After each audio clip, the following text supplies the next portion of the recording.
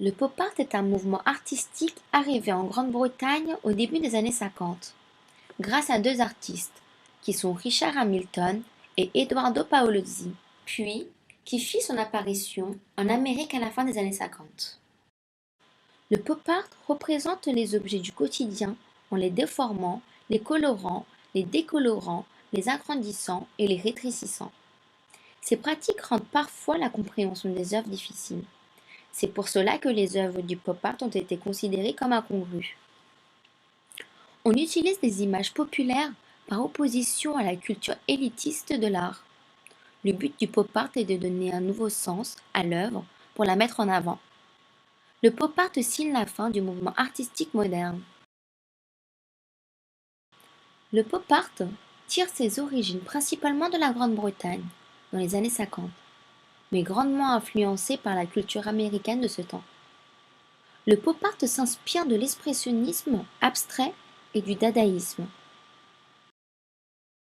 Les artistes principaux du pop art américain sont Roy Lichtenstein puis Andy Warhol, qui ont marqué le mouvement avec leurs œuvres respectives.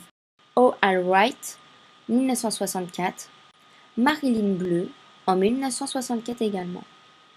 Les images populaires reflètent souvent la culture populaire américaine, comme Coca-Cola, les boîtes de conserve, cinéma américain et les stars. Le pop art est né à Londres en 1952. Le groupe précurseur du pop art est l'Independent Group, composé de peintres, sculpteurs, architectes, auteurs et critiques qui voulaient contester les approches modernes de la culture, notamment véhiculées par les beaux-arts. Au départ, le pop art était une question de conviction britannique alimentée par la culture populaire américaine vue d'un œil étranger. Le groupe indépendant a voulu impliquer dans le pop art des figures populaires recueillies dans la publicité, les bandes dessinées, les films, le design, la science-fiction et la technologie. Une des premières œuvres de pop art fut présentée à Paris en 1952 par Edoardo Paolozzi, Punk. Réalisée avec des collages de publicité, bandes dessinées, des couvertures de magazines et divers éléments graphiques de produits de série, représentatifs de la culture américaine. C'est John McCain, en 1954, qui a introduit le terme pop art, culture de masse.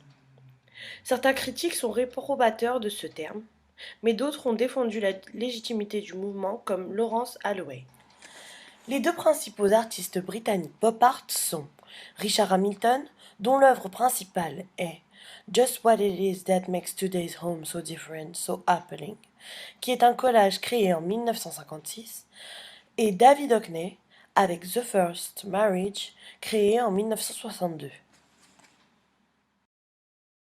On retrouve des créations inspirées du mouvement pop art partout aujourd'hui.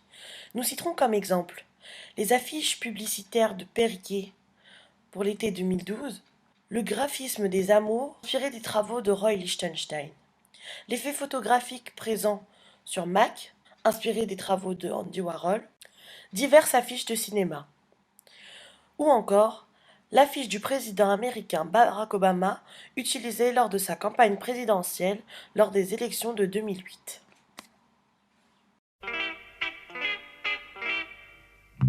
Viens petite fille dans mon comic strip, viens faire des bulles, viens faire des Clip, crack, bang, et des zip, shabam.